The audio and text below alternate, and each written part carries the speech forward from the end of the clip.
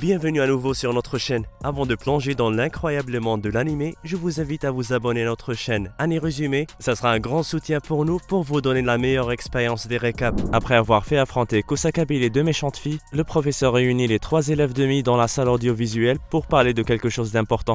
Il leur dit qu'il sait que leur vie de demi est difficile et qu'ils doivent faire face à des problèmes quotidiens spécifiques. Il aime donc qu'ils se soutiennent mutuellement parce qu'ils sont uniques et les encourage à garder leur amitié forte. Et s'ils se sentent mal ou faibles, ils peuvent simplement s'adresser à lui ou à Sato, qui est une demi comme eux et une femme. Donc ça sera plus facile pour eux. Et comme ils ne peuvent pas supporter la solitude, il leur rappelle qu'ils sont là l'un pour l'autre et qu'il y a le monde entier devant eux pour en profiter. Après cela, Ikari lève la main et demande un câlin à Takahashi. Et avant qu'elle n'obtienne une réponse, elle bondit sur lui et l'embrasse. Cela a rendu les autres demi-jaloux. Et même Sato essaye de se faire un peu d'affection, mais Takahashi refuse et lui demande de garder ses distances car cela semblerait inapproprié devant les enfants. Ensuite, il offre un câlin à Kusakabe et pendant cela, il lui dit qu'il ne la forcera jamais à parler de ce qui la préoccupe.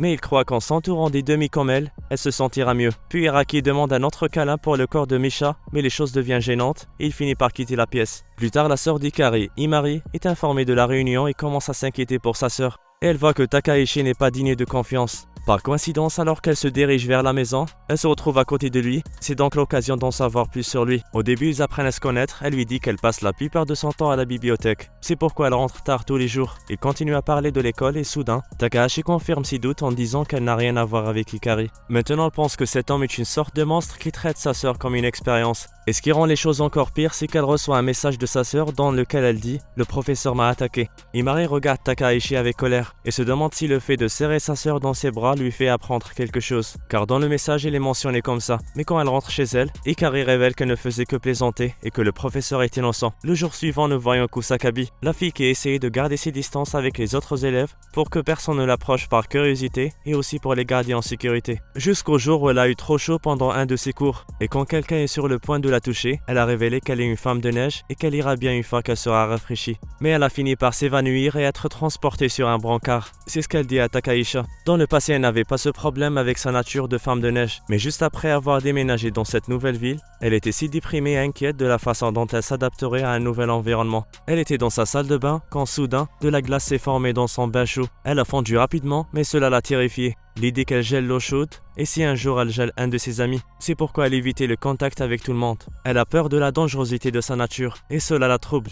Le temps passe et elle doit retourner dans sa classe, tandis que le professeur commence ses recherches pour savoir pourquoi elle a gelé l'eau. Mais tout ce qu'il trouve, ce sont des légendes sur des femmes de neige qui sont tombées amoureuses d'hommes ordinaires et les histoires sont toutes essentiellement sur l'amour et la trahison. Il n'y a rien sur l'eau chaude gelée. Lorsque la jeune fille est revenue, le professeur a remarqué alors qu'il lui racontait ce qu'il avait trouvé, que ses jambes étaient froides, alors il est allé lui apporter un bain de pieds chaud. Après qu'elle a mis ses pieds dans l'eau, il lui a remis une copie de certaines légendes sur les femmes de neige. Il lui a dit que cela pouvait faire mal, mais qu'elle devait bien le lire et le mémoriser. Elle continue à lire les histoires d'amour d'Inasovi, d'isolement et de la fente de la rosée, ce qui lui cause un stress émotionnel. Donc elle transpire, et la sueur due au stress a tendance à geler. C'était la théorie du professeur, l'eau chaude ne gèle pas, mais sa sueur oui. Et il a rendu aussi nerveuse que possible pour prouver cette idée. Donc la fille va bien et peut montrer sa nature aux gens sans avoir peur de les blesser. Kusakabe, la fille douce, n'est pas le genre de demi à faire du mal à quelqu'un. Après cela, les 3 demi vont manger de la glace ensemble. Et Kusakabe a décidé d'arrêter de cacher sa nature aux gens puisqu'elle ne fait aucun mal. Le lendemain, nous voyons Takahashi dans la maison d'Ikari. Invité à dîner, il parle avec son père de son comportement à l'école et de ses notes quand soudain sa sœur entre. Elle dit poliment bonjour au professeur et va se laver les mains. Ikari les rejoint après quelques minutes et les 2 filles commencent à se battre juste après. Le professeur remarque qu'elles sont très belles toutes les 2 et que sa famille est aimable et s'intéresse à chaque détail de sa vie pour qu'elle se sente unique et spéciale. À l'école, Imari dit à son professeur qu'elle essaye d'apprendre à Ikari d'être plus responsable depuis qu'elle n'est plus un enfant et ce matin elle a refusé de lui faire ses cheveux.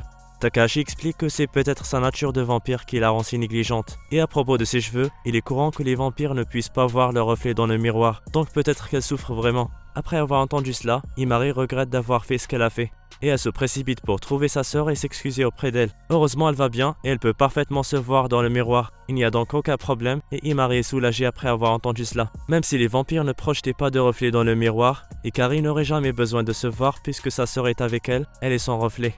Le lendemain, Ikari entre précipitamment dans la salle de biologie en disant qu'elle a vu quelqu'un de suspect. Quelqu'un de grand comme un ours et aux cheveux ébouriffés. Et il avait des yeux de bête.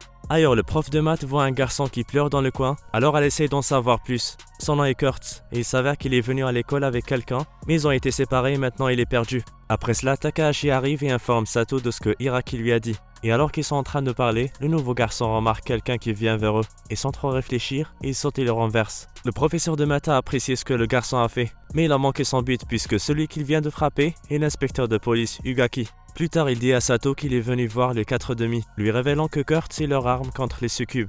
Étant donné la teneur de leur nature, les succubes vivent en général soit à l'écart de la société, soit à découvert, et la police s'occupe généralement des perturbateurs de la seconde catégorie.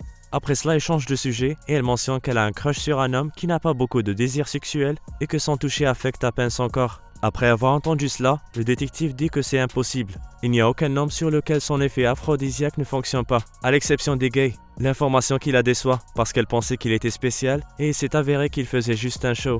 À la fin de la journée, Takahashi rencontre l'officier de police qui lui dit qu'il est venu dans cette école après avoir appris l'existence de 3 demi différents en s'attendant à trouver des problèmes. Mais il est surpris par leur amitié et comment ils s'aiment. Et alors qu'il fume, il révèle une partie de son travail que personne ne peut lui enlever, puisque la majorité des incidents causés par les demi-humains sont des incidents impliquant des effets aphrodisiaques. Certains succubes l'utilisent intentionnellement pour être molestés. Et déterminer si la succube a utilisé l'effet aphrodisiaque intentionnellement ou non est très difficile, mais c'est son travail. Et avant de partir, il promet de rendre le monde plus sûr pour les demi et les humains. Le jour suivant, les résultats des derniers examens sont tombés et tous les élèves en parlent. Machi est celle qui s'en est bien sortie, contrairement à Hiraki qui a failli échouer. Lorsqu'elle rencontre le professeur, celui-ci lui dit de se concentrer sur ses études et refuse de lui donner le câlin qu'elle recherche. Juste après cela et alors que Sukubi essaye d'essuyer les larmes du vampire, elle fait tomber son manga et Misato le trouve plus tard. Quelques minutes plus tard, ils se retrouvent et parlent de leur vie de demi. La prof de maths révèle que lorsqu'elle était jeune, des mauvais garçons essayaient de l'embêter.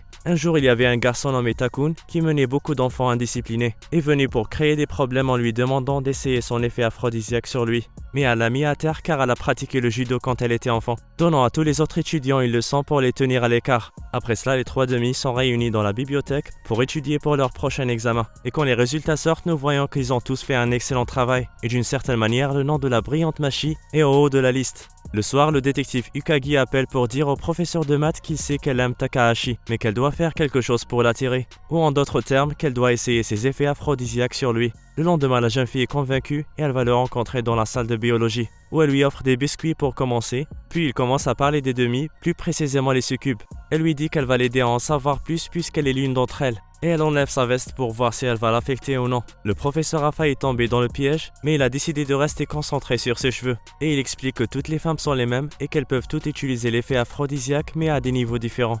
Selon lui, les succubes sont des femmes ordinaires qui peuvent utiliser cet effet à des niveaux élevés. Il admet qu'il n'a jamais pensé à elles différemment. La chose qui impressionne la prof de maths, la faisant tomber plus amoureuse de lui. Plus tard, Kusakabe informe son professeur qu'elle veut contrôler ses attributs de femme de neige, pensant que ça serait bien si elle pouvait générer volontairement de l'air froid. Les caractéristiques uniques des femmes de neige proviennent uniquement des émotions négatives. Le professeur lui demande donc de faire semblant d'être triste pour savoir si elle peut créer de l'air froid avec des émotions négatives artificielles. Biologiquement, il est impossible que les fluides corporels d'une femme de neige soient proches du point de congélation, simplement parce que sa température corporelle est basse. Mais lorsqu'elle éprouve une émotion négative, quelque chose agit sur sa sueur froide au moment où elle quitte son corps, la congelant. Elle essaye, mais son action ne fonctionne pas vraiment. Le lendemain, Machi se rend dans la chambre du professeur pour lui demander s'il veut savoir plus de son corps ou non. Il répond par oui, car elle peut maintenir ses fonctions vitales alors que sa tête et son corps sont séparés. Cependant, cette fois, il décide d'obtenir de l'aide du collège. Il va rencontrer un des camarades de classe de Takahashi qui a décidé de rester à l'université pour faire des recherches après son diplôme. Son nom est Suma. Quelqu'un qui est obsédé par la physique et après avoir vu comment Machi mange, il considère que c'est une preuve que le transport de la matière au-delà de l'espace-temps est possible. Il explique qu'entre la tête et le corps de Machi, il y a un tunnel de haute dimension, qui est aussi appelé en science hyperspace. Il est entièrement séparé de notre espace-temps, mais celui que nous avons maintenant semble être un tunnel complètement établi, puisque ses nerfs et vaisseaux sanguins sont connectés, donc il remplit avec succès le rôle d'un cou. En plus de cela, le médecin pense qu'elle a un cou dans un espace séparé, puisque les gens ne peuvent pas parler sans corde vocale. Leur rencontre a duré des heures à parler de science, de vortex et d'existence, tout ça de manière amusante pour que ça soit le plus clair possible pour la petite fille. Après cela, Misha commence à voir le monde différemment et elle comprend que le fait d'être un demi est un miracle. C'était une année pleine d'expériences, amour, affection et science. Mais c'est l'heure des vacances d'été, alors Takahashi invite Sato à l'accompagner au festival d'été. Les trois demoiselles sont superbes dans leur yukata et elles ont l'intention de profiter de leur temps. Takahashi arrive au festival, mais il ne peut pas reconnaître Miss Sato, qui était en fait déguisée pour éviter de répandre son effet sur les hommes. Cependant, il rencontre le détective qui est venu aussi pour s'amuser. Soudain, les enfants entourent un ours en peluche qui dévoile son visage devant les hommes et ils sont tous surpris de voir Miss Sato portant ce costume. Takahashi lui demande pourquoi elle porte cela. Elle répond que c'est le seul moyen pour que son effet aphrodisiaque n'influence personne. Plus tard, les enfants ont prévu de jouer à ce qu'ils appellent l'expédition des fantômes. Ils vont donc partir à la découverte du sanctuaire sombre en espérant de trouver des fantômes. Ailleurs, les trois demi ont également prévu de visiter le sanctuaire, mais ils ont tous fini par se faire peur dans les bois sombres. Takahashi et Sato rencontrent les trois demi. Ils leur disent à quel point il est dangereux de se trouver dans de tels endroits la nuit, et pendant qu'ils parlent, les feux d'artifice commencent et le ciel se colore magnifiquement, ce qui les réjouit. La vie est une sacrée expérience qui nous permet d'apprendre la raison d'être de l'existence et de notre valeur en tant qu'humain sans manquer la partie amusante de la vie. J'espère que vous avez apprécié cet animé avec nous. Restez branchés, à la prochaine. Au revoir.